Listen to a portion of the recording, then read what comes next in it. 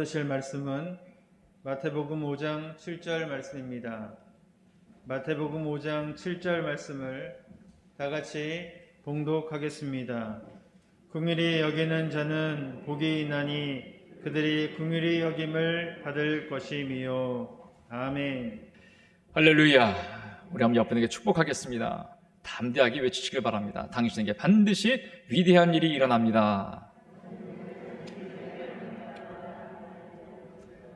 저는 오늘 예수님의 마음을 가진 자는 복이 있나니라는 제목으로 말씀을 나누고자 합니다. 긍휼히 여긴 자는 복이 있나니 그들이 긍휼히 여김을 받을 것이미요. 세 번역인 이렇게 말합니다. 자비한 사람은 복이 있다. 하나님이 그들을 자비롭게 대할 것이다. 이 멋이란 말로 이제 표현을 하는데, 사실 우리가 동정애라고 많이 쓰는 PT 또 이 그레이스 거의 비슷하게 쓰지만 약간의 차이가 있습니다. 중요한 것은 이 위치적으로 볼 때 흘러내리는 것을 보여주고 있습니다. 하나님만의 특권이라고 볼 수 있죠. 하나님의 그 성품을 받은 사람이 흘러보낼 수 있는 것이 바로 이 긍휼입니다. 마치 물이 위에서 아래로 흐르듯이 용서할 수 있는 힘이 있는 자가 용서할 수 있듯이 이 긍휼은 그렇게 흘러보내는 것입니다. 마틴 로이스 존스 목사님이라는 분이 이런 말을 합니다.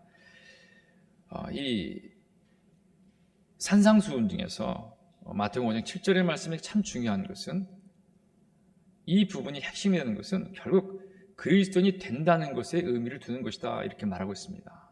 우리 잘 알듯이 무엇이 되는 것, 영어로 말하면 be란 도자, being, 무엇이 되는 것이 우선이냐 아니면 doing이 먼저냐 할 때 무엇이 되느냐가 하느냐보다 먼저라는 것을 강조하는 것입니다. 이렇게 하면 그리스도이다라는 것식으로 해석했을 때 여러분, 우리는 바리새인의 그 절차를 따를 수밖에 없습니다. 그래서 항상 지적질을 하고 지적을 하게 되고, 그 다음에 마치 표식을 해서 난 이것을 행했다, 그래서 나는 그리스도인이다, 이렇게 생각하는데, 정말로 그리스도인 것은 영적으로 성령께서 깨우쳐 주실 때 우리가 그리스도인 것을 안다는 것입니다. 마태복음 25장에 보게 되면 양들은 자기가 하나님 앞에 행한 일을 조금도 알지 못하는 것입니다. 도리어 하나님이 거부하는 염소를 볼 때 염소들은 자기가 한 것을 낱낱이 기록하고 있습니다.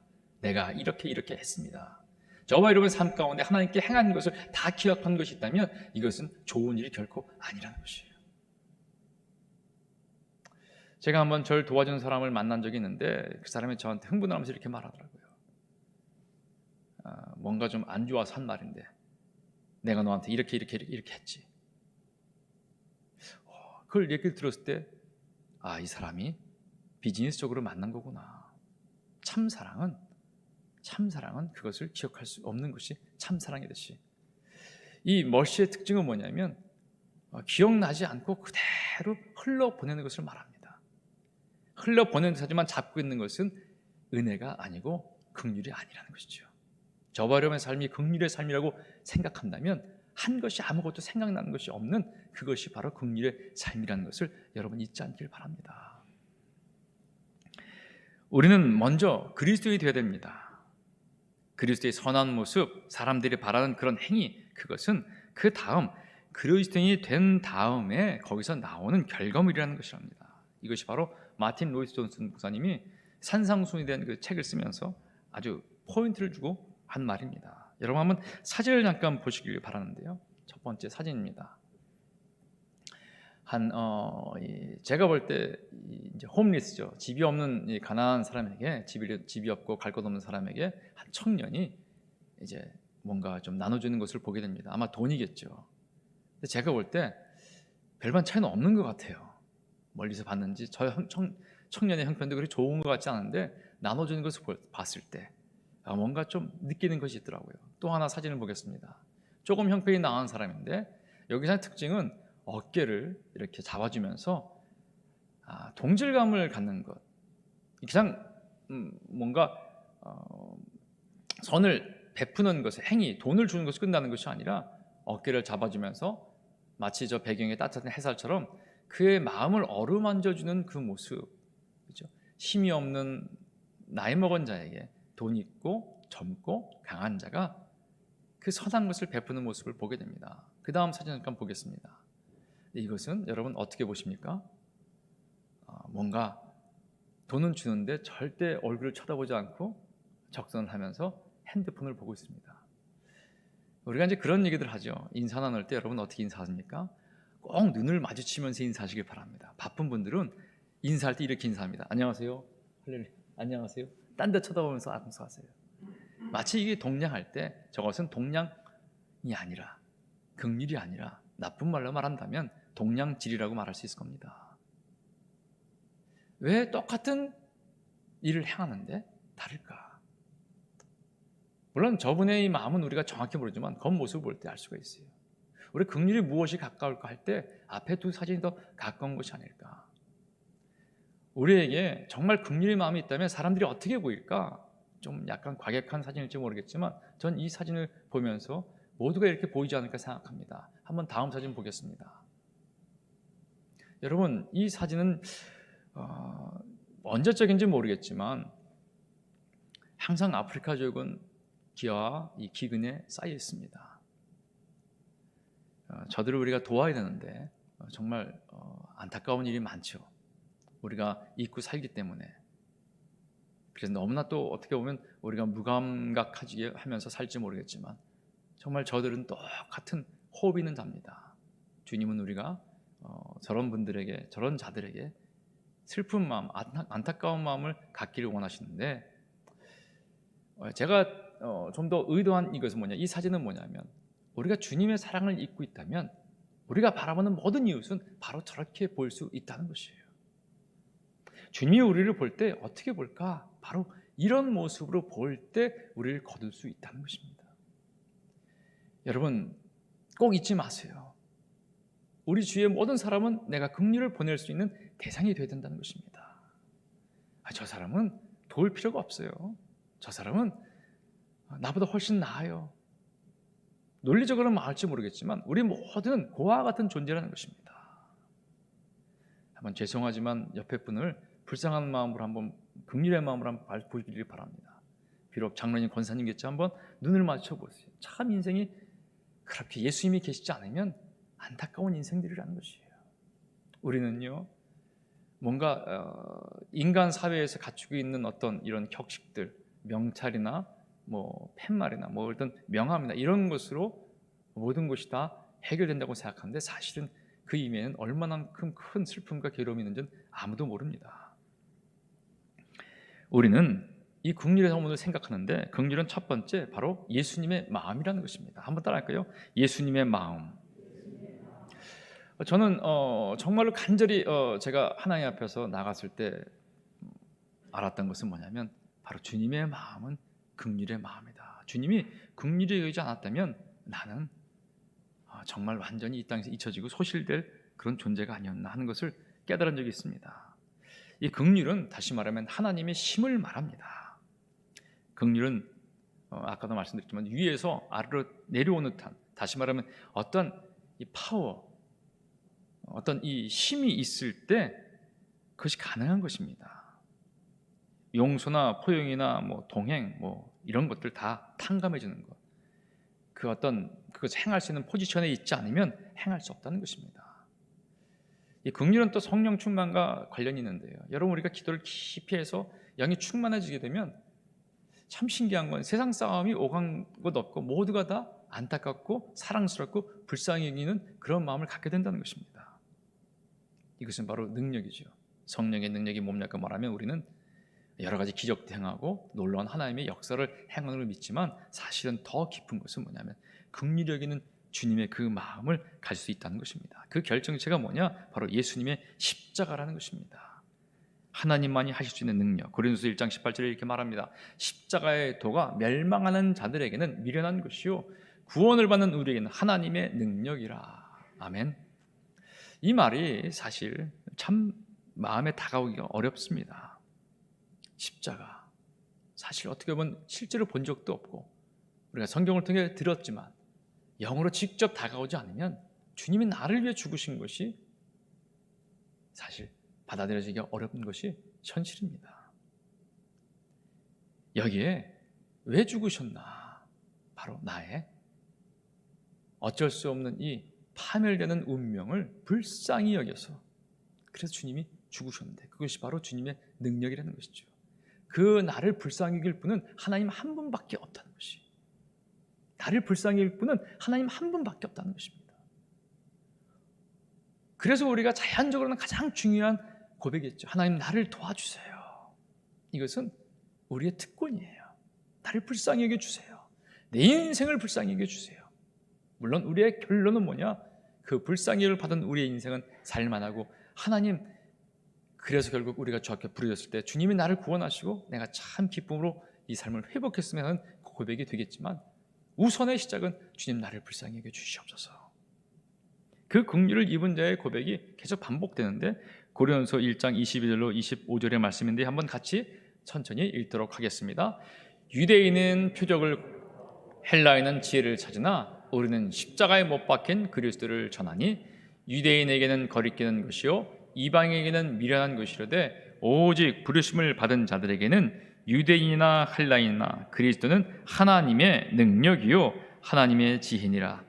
하나님의 어리석음이 사람보다 지혜롭고 하나님의 약하심이 사람보다 강하니라. 부르심을 받은 자들에게는 유대인 헬라인 할 거 없이 그리스도는 바로 하나님의 능력이라는 것입니다. 어떤 능력일까? 바로 우리를 불쌍히 여겨서 아무도 알 수 없는 그 높은 포지션에서 우리에게 한없이 부으시는, 죽기까지 하시는 그 사랑, 바로 그것이 하나님의 능력이라는 것이죠. 여기서 또 한번 역설적으로 강조하십니다. 하나님의 어리석음이 사람보다 지혜롭고 하나님의 약하심이 사람보다 강하니라. 우리는 우리의 힘을 연약한 자들, 가치 없는 자들에게 사용하지 않으려고 해요. 투자를 해도 안 되는 것을 하지 않고 잘 되는 것을 하듯이 그렇게 살아갑니다. 하나님의 약하심은 근데 오히려 사람이 볼 때 어떻게 이렇게 쓸데없는 일을 합니까? 실없고 우습게 보이는 하나님의 그 십자가의 구원이 사실은 어마어마한 능력이라는 것이, 그것을 깨닫는 것이 믿음이라는 것입니다. 이 긍휼은 또 하나 하나님과 우리의 관계를 설명해 주는 단어가 됩니다. 우리의 죄를 보시고 우리가 그 죄를 깨닫고 고통스러워하는 것을 보고 참지 못하신 그 하나님, 바로 그 하나님이 우리를 위해서 십자가에 달리셨는데 여기는 불쌍히 여기는 마음이 있다는 것입니다. 하나님과 우리 사이에 죄가 가로막혔지만 불쌍히 여기는 아버지와 용서를 구하는 자녀의 관계가 이를 무너뜨리게 됩니다. 저는 이 애완견을 키워본 적이 있습니다. 제가 강아지를 키웠을 때는 반려견이란 말이 없었는데 저희 어머니 개 키우는 걸 참 싫어했어요. 근데 어느 날 제가 어떻게 우연찮게 이 작은 개를 좀 샀습니다. 요크셔 테리어 이 개를 샀는데 이 강아지가 어머님이 이제 받지를 않아서 제가 그래서 강아지를 이렇게 집 밖에 이렇게 놓고 그리고 제가 밖에 나왔더니 어머니 강아지가 이렇게 막 우는 소리에 아마 불쌍히 여겼나 봐요. 그러더니 그 강아지를 집에 들여놓으시고 강아지를 키우시는데 이 강아지가 간질에 걸린 것이에요. 간질 걸린 강아지를 제가 또 돈 주고 사온 겁니다. 근데 우리 어머니가 그날부터 뭐 어떻게 바뀌었냐면 그 강아지를 끼고 안으시면서 그 강아지만 또 데리고 살면 모르는데 누가 버린 전룩발이 또 요크셔 테리어를 또 구해갖고 와서 2마리를 키우시는 거예요. 그리고 지나가다가 불쌍한 개가 있으면 가게 가서 빵을 사다가 이렇게 주고 동네 유기견은 죄다 먹이는 그런 모습의 삶을 시작하시더라고요. 전 그걸 보고 아니 왜 저러시지? 근데 우리 어머니 하시는 말씀이 불쌍하지 않니? 저 강아지 눈을 보면 무슨 죄가 있냐? 그러면서 하는 그 이야기들이 지금도 생각이 납니다. 물론 하나님과 우리의 관계를 이런 관계로 비교할 수 없겠지만 우리에게도 어떤 이 하나님의 불쌍히 여기는 마음을 갖게 되면 동물에게는 사람에게는 이걸 행하는데 하나님이 우리를 불쌍히 여기는 그 마음, 모습은 어떤 것일까? 그것은 무한하다는 것입니다. 절대 우리를 업신여기지 않으신다는 것이죠. 자랑하지 않으시고 윽박지르지 않으시는 것입니다. 만약 주님이 오늘 와서 우리한테 너 나한테 잘한 일 있어? 나보다 잘한 것 있어? 우리가 조금만 잘못했어요. 내가 십자가에 못 박아 죽었는데 전 목사 내가 십자가에 못 박아 죽었는데 네가 이렇게 살 수가 있어? 계속 물어본다면 제가 어떤 삶을 살까요? 아마 바싹 마를 거예요. 주님 또 십자가 얘기십니까? 주님 어떡해요? 하루에 12번이 아니라 24시간 내내 너 내가 십자가에서 죽었는데, 너 내가 십자가에서 죽었는데, 피 흘렸는데 너 어떻게 살고 있어? 이렇게 말씀하신다면 어떻게 우리가 재간이 있겠어요? 사랑할 재간이요. 주님은 한 번도 제게 그렇게 말씀하지 않으신다는 것이 큰 은혜에 그 죽으심을 깨달을 때 점진적으로 그 은혜가 계속해서 와서 하나님을 쫓아가는 삶으로 그때까지 참고 기다리신 주님, 그 주님을 저는 찬양합니다. 불쌍히 여기는 마음은 기다리는 마음과 함께 끝까지 믿고 품어주는 것이에요. 세상에서는 이것이 가치가 없습니다. 가치 없이 끊어버리죠. 세 번은 봐주마, 3번은 투자하마, 그 다음 아니다. 왜 세상에서는 3-4번인지 모르겠어요. 레슬링도 딴 3번쯤 끝나잖아요. 그죠? 재판도 땅 하면 끝나요. 근데 하나님은 땅을 7번씩 70번씩 7번을 용서해 주라고 하시는 말씀처럼 이것은 무한을 말하는 거죠. 그 하나님의 불쌍히 여기는 마음. 근데 이 불쌍히 여기는 마음을 보게 되면요, 참 놀라운 것을 발견할 수 있습니다. 마태복음 18장에 보게 되면요, 뒤에 좀 나오겠지만 탕감받은 종의 얘기가 나옵니다. 10,000달란트 빚진 자가 그 주인 앞에 불려갑니다. 너의 채무를 갚아라. 10,000달란트의 이 채무를 갚아라. 그러면서 내 처자를 다 팔아서 갚아라. 이랬더니 한 번만 받아라고 막 손이 발에도록 비니까 그 주인이 이렇게 말합니다. 그 종의 주인이 불쌍히 여겨 놓아 보내며 그 빚을 탕감하여 주었더니. 근데 이 불쌍이라는 말이 뭐냐면, 또 다른 의미로 뭐냐면 오장육부를 말합니다. 이 안에 있는 것들, 다시 말하면 이 내장이 끊어질 듯한, 우리가 이런 말들, 애가 끊어지는 듯한, 속이 타는 듯한 그 아픔을 느끼면서 탕감을 해주는 것이, 주님이 우리에게요 이 모든 죄를 탕감해 주는 것은 바로 이렇다는 것을 말합니다. 여러분, 우리가 남을 용서할 때 정말 애끓는 마음으로 너무 불쌍하다, 안 됐다 그러면서 용서해 주거나 탕감해 주거나 긍휼을 베푼 적이 있습니까? 바로 우리가 주님을 안 되면 이것을 우리가 깨닫고 나를 향한 주님의 그 비통한 마음, 그 안타까운 마음을 우리가 알게 해달라고 기도할 줄 믿습니다. 이 애끓는 이 아픔, 이것은 시편에 나옵니다. 시편 103편 13절 말씀인데 한번 같이 천천히 읽도록 하겠습니다. 아버지가 자식을 긍휼히 여김같이 야훼께서는 자기를 경외하는 자를 긍휼히 여기시나니. 제겐 딸이 둘이 있는데 참 신기한 건 2살 터울밖에 안 되는데 큰 아이한테는 절절히 안타까운 마음이 좀 덜 나와요. 여러분은 어떠신지, 그 내리사랑이라는 것을 좀 제가만 막둥이를 낳았다면 더 저립겠죠. 2살 차이밖에 안 나는데 막내를 보게 되면 괜히 더 불쌍한 것이, 늦게 애를 낳았고 저게 뭘 할까. 그래서 큰아이가 항상 불만인데 이걸 잘 안 고쳐지더라고요. 그냥 작은 애만 보면 그냥 마음이 미어져요. 어떻게 하다 나와갖고 나이 많은 아버지를 만나서 제가 어떻게 잘 갈 수 있을까? 쟤 때문에도 정말 내가 여기서 어떻게 살아야 될까? 그런 마음. 근데 이 막내딸은 굉장히 퉁명스러워요. 제가 이렇게 물어보면 딸 그러면 왜요? 이렇게 대답. 이걸 보면 제가 하나님에 대한 저의 모습이 아닌가. 여러분이 댁에도 그런 상황이 있으신가요? 얘기를 말씀 안 하시는데 제가 물어보니까 가끔 집에 이런 상황이 벌어지더라고요. 욥기서에 보게 되면요, 이렇게 말합니다. 하나님이 그 사람을 불쌍히 여기사 그를 건져서 구덩이에 내려가지 않게 하라. 내가 대성물을 얻었다 하시라. 이렇게 말씀하십니다. 불쌍히 여기는 마음, 예수님의 마음, 그를 불쌍히 여기는 긍휼이 없으면 십자가에서 주님께서 기꺼이 죽으셨을까. 너무너무 사랑하는 마음을 우리가 깨닫기를 간구해야 됩니다. 이것은 결국 무엇으로 연장되느냐? 모든 인간관계의 틀의 본이 된다는 것이에요. 우리 인간관계의 틀의 본은 뭐냐? 결국 주님의 긍휼이죠. 불쌍히 여기지 않으면 인간관계는 해결할 수가 없어요. 안타깝다, 불쌍하다, 그 허다한 허물을 덮어준 그 사랑의 마음, 이것이 우리에게 주님의 생명이라는 것을 잊지 않길 바랍니다. 그 긍휼의 대상은 결국 우리예요. 모두지만, 하지만 대부분은 누구냐? 우리가 잘 아는 인싸의 반대, 아웃사이더라는 것이. 많은 사람에게 인정받지 못한 사람들, 애통하는 자들, 심령이 가난한 사람들, 온유한 자들, 의에 주리고 목마른 자들, 이 앞에 우리가 말했던 이들이 뭐냐? 바로 하나님의 긍휼을 받은 자입니다. 한번 따라할까요? 애통하는 자, 심령이 가난한 자, 온유한 자, 의에 주리고 목마른 자. 이들은 주류가 아닙니다. 주류가 아니지만 주님이 눈여겨보는 역으로 된 주류죠. 천국의 주류입니다. 부자라도 여러분 아웃사이더가 있어요. 바로 주님의 이 긍휼의 대상이죠. 니고데모 같은 사람입니다. 그가 주님이 이제 많은 사내들인 사람들로부터 이 공격을 당할 때 이렇게 말합니다. 우리 율법은 사람의 말을 듣고 그 행한 것을 알기 전에 심판하느냐 그러면서 막아서려고 할 때 신란을 맞습니다. 너도 갈릴리에서 왔느냐? 찾아보라. 갈릴리에서는 선지자가 나오지 못하느니라.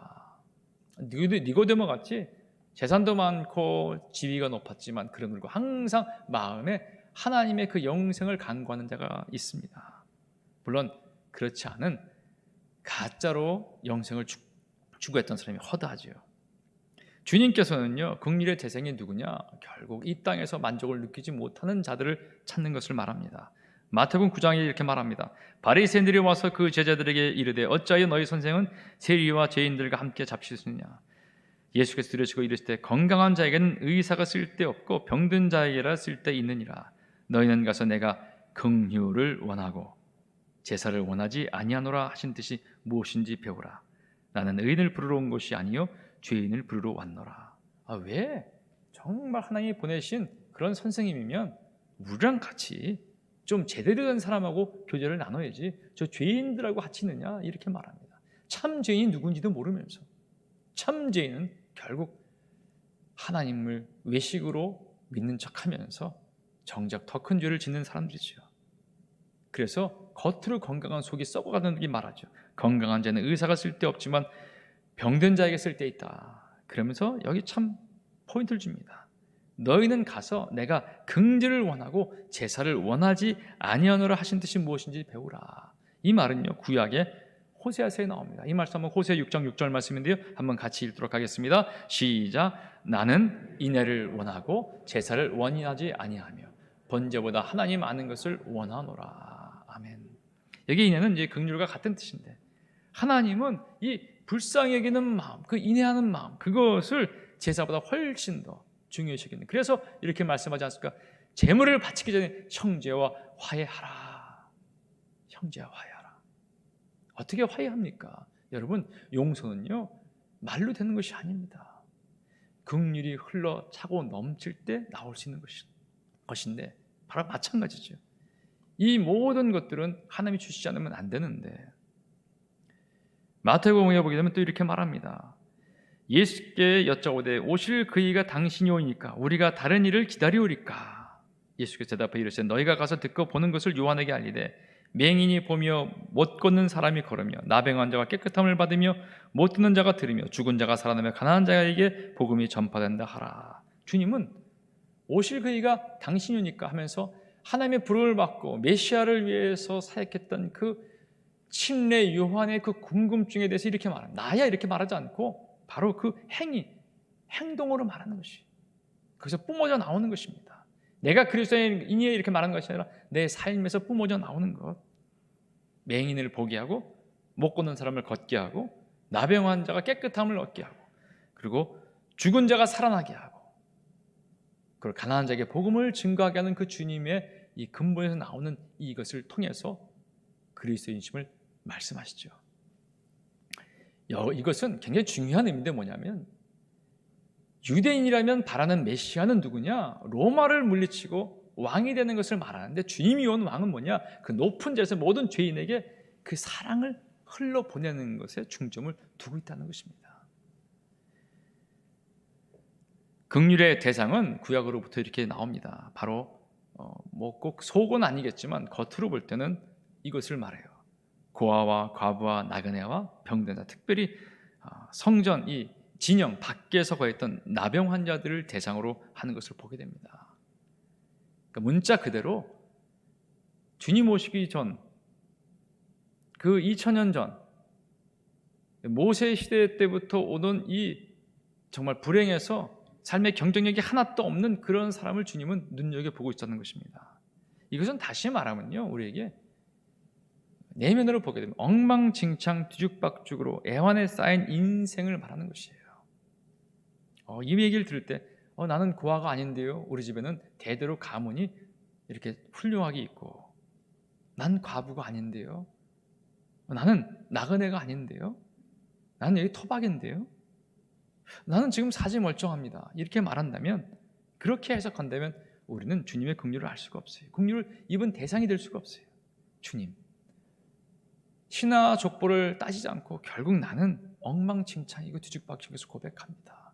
내가 무엇을 위해 살고 쫓아가는지 모르겠지만 결국 와서 보니 엉망진창입니다. 내 속이 편하지 않습니다. 아픕니다. 여러분, 만약 자신이 긍휼의 대상이 아니라고 한다면 주님의 사랑을 누릴 수 없는 안타까움에 빠지게 됩니다.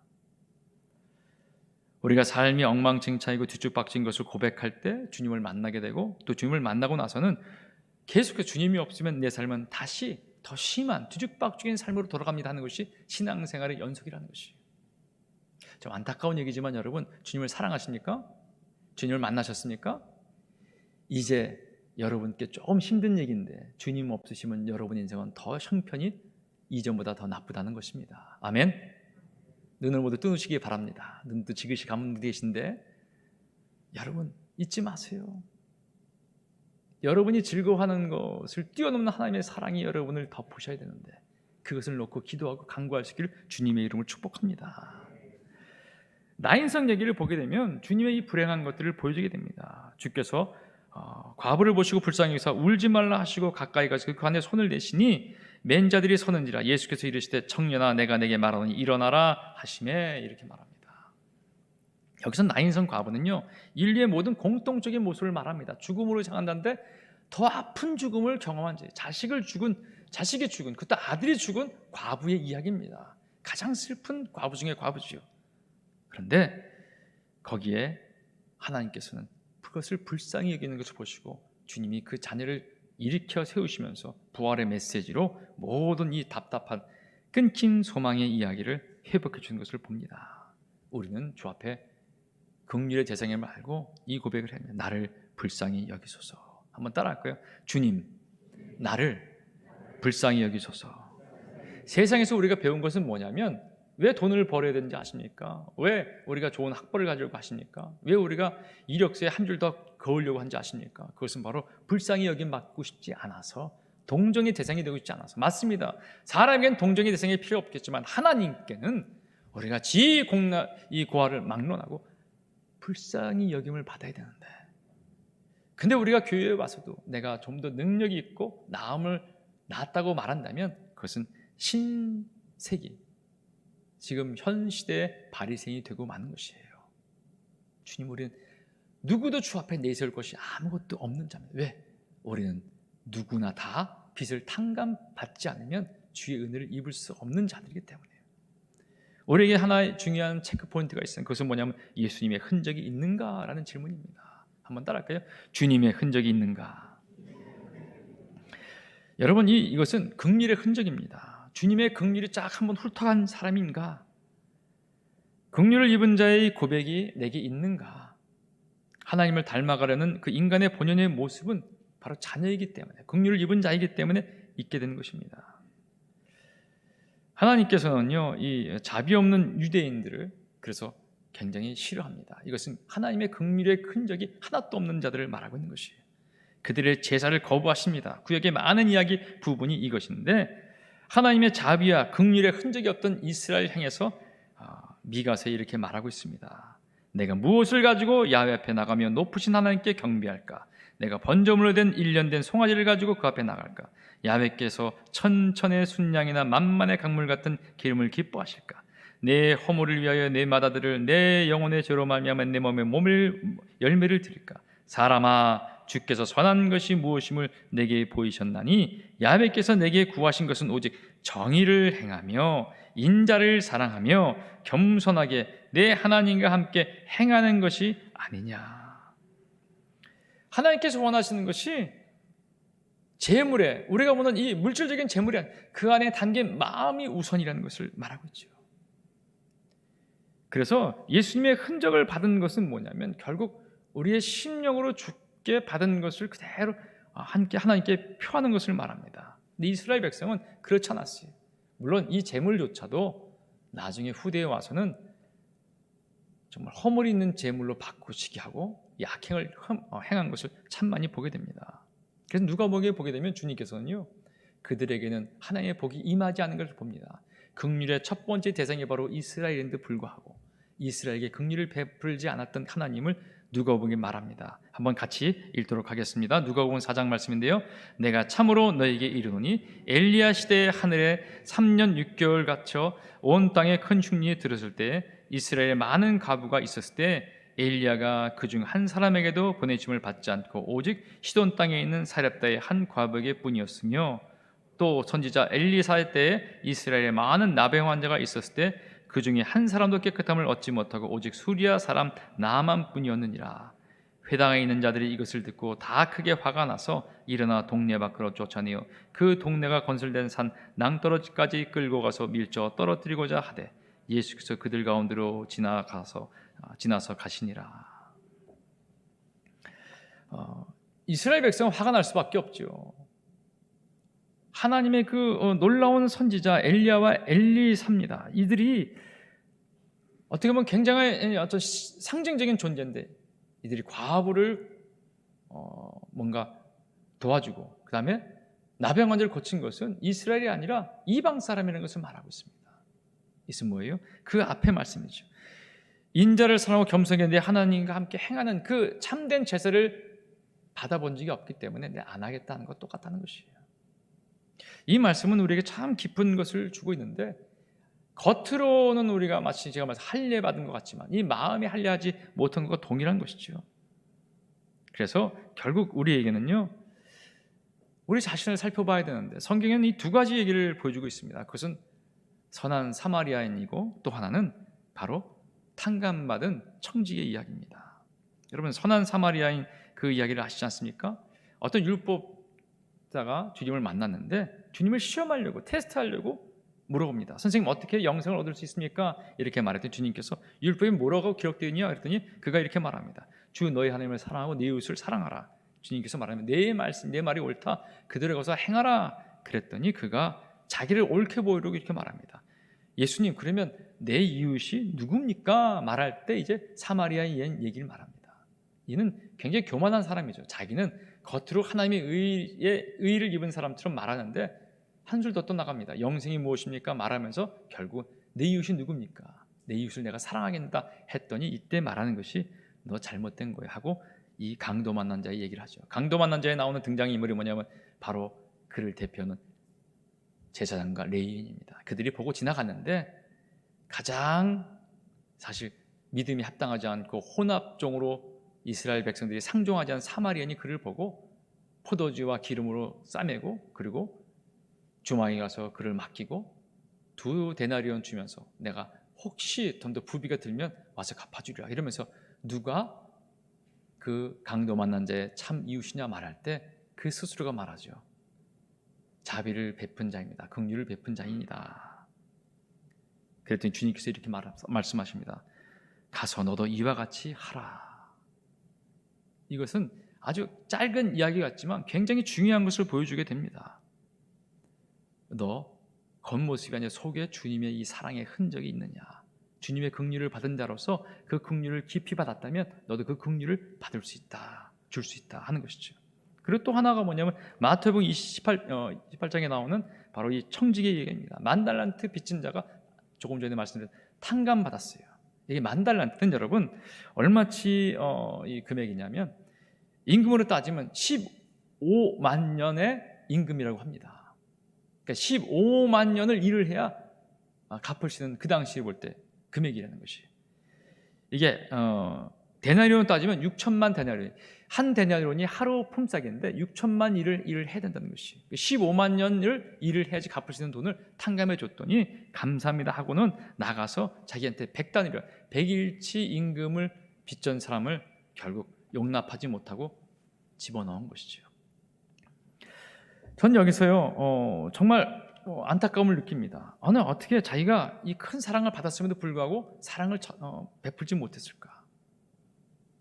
여기에 하나 제가 키포인트를 잡은 것은 뭐냐면 바로 이것이에요. 우리나라에도 이런 표현이 있는데 영어로 이렇게 말하더라고요. Poor me spirit. 한번 따라할까요? Poor me. 나는 불쌍해요. 나는 가련해요. 날 도와주세요. 나를 위해 기도해 주세요. 여기서만 그쳤다는 것이. 그는 고인물과 같아서 흘러보내지 못하고 죽은 사회 같아서 하나님의 동정만 받지 결국 그것을 흘러보내지 못한 그런 삶을 말합니다. 하나님한테 동정을 받았는데도 그 사랑을 받았음에도 불구하고 이것을 흘러보내는 것을 완전히 상실해버린 그 삶을 주님이 지적하고 있는 것이. 전 이 글을 볼 때마다 참 내가 이 말씀을 누구한테 전할 수 있을까? 저도 받은 사랑이 너무나 많은데 남에게 베푼 그 사랑은 너무나 미미하고 참 드러내기가 창피할 정도로 적은 것이 아니었나. 내가 과연 내가 할 수 없음에도 불구하고 한 것이 얼마나 많이 있나. 날로 꼽으면 손에도 꼽을 것 같아요. 그래서 제가 걱정이 뭐냐면 이겁니다. 제가 지난번에 말씀드렸죠. 우리가 하늘나라 가게 되면 천국 들어만 할 텐데 전영철 목사의 1대1 봅시다 할 때 와 하는데 보니까 고작 5초 아니 50초 1분으로 끝난다면 제 인생 얘기가 얼마나 우스꽝스럽겠습니까? 여러분 성경을 보고 듣고 묵상하고 해석해서 다가오는 것은 우리의 몫입니다. 기도하세요. 성령 하나님, 이 말씀의 무게가 내게 다가와서 하나님 앞에 정말 사회 같은 인생으로, 죽음 바다와 같은 인생으로 내가 하나님의 은혜를 받고 흘려보내지 못하는 삶으로 끝나지 않게 허락해 주시옵소서. 긍휼히 여김을 받은 삶의 흔적이 있게 허락해 주시옵소서. 어떤 사람이 그렇게 말을 합니다. 물은 땅의 자국을 따라 흐른다. 한번 따라할게요. 물은 땅의 자국을 따라서 흐른다. 우리의 이 인생에 주님의 그 흔적을 쫓아서 흐르는데 정말 많은 주님의 그 긍휼의 흔적을 깊이 페임받아서 그를 따라서 흘러보낼 수 있는 우리의 삶, 긍휼의 삶을 생각할 수 있기를 주님의 이름으로 축복합니다. 기도하겠습니다. 영원하고 존귀하신 아버지 감사합니다. 하나님 우리를 긍휼히 여겨주셔서 저희가 이 자리에 있음을 고백합니다. 하나님 이 시간 주께 간구하오니 아버지 같이하여 주셨고 오직 주의 은혜 가운데 저희가 참된 그리스도인으로서 회복될 수 있도록 아버지 복의 복을 더하여 주시옵소서. 예수님의 마음을 받은 자로서 회복되게 허락해 주시옵소서. 예수님의 이름으로 감사하며 간절히 기도합니다.